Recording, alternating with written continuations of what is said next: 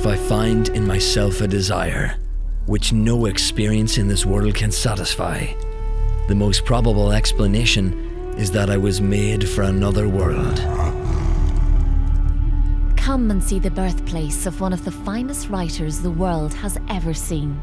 C.S. Lewis, creator of Narnia, was born in Belfast, and Ireland, both north and south, had a profound influence on his work. Your guide for this adventure is Sandy Smith, a Lewis expert and director of the C.S. Lewis Centre in Belfast.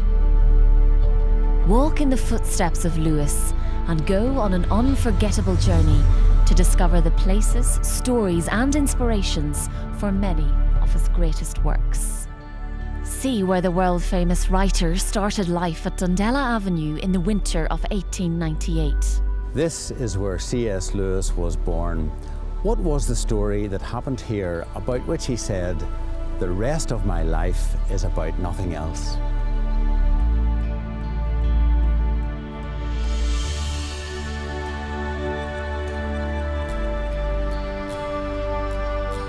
Just down the road is Little Lee, the Lewis family home from 1905 to 1930.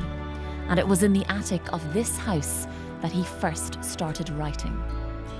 Lewis spent hours of his childhood in the little end room, inventing stories about other worlds and looking out across County Down. So what was the story that unfolded here that so dramatically affected the rest of Lewis's life?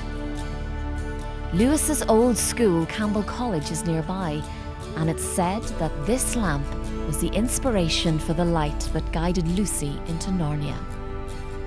So what are the images that find their way into Lewis's Narnia? Where did those images come from? What does he say about them? And how does he use them in his writing?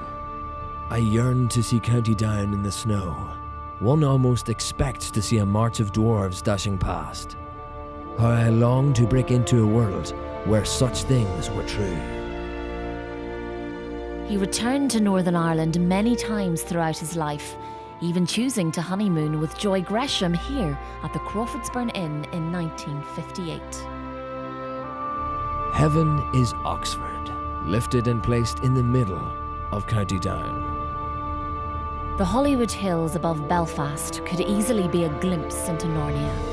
Lewis walked here many times, looking out across Belfast, listening to the sound of the hammers that built the Titanic. But it was the magical scenery of the Mourne Mountains where the kingdom of Narnia was really born. I have seen landscapes, notably in the Mourne Mountains, which under a particular light made me feel that at any moment a giant might raise his head over the next ridge. Childhood holidays here and at Dunluce Castle on the north coast of Ireland were central inspirations for Lewis's writing. Cair Paravel, on its little hill, towered above them. Before them there were sands, with little rocks and pools of salt water, and seaweed and the smell of the sea, and long miles of bluish-green water and waves breaking forever and ever on the beach. Have you heard it? Can you remember?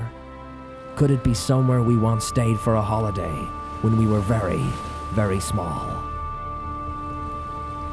Come and see this magical kingdom for yourself and discover how the landscape, traditions and heritage of Northern Ireland helped shape some of the most awe-inspiring stories ever written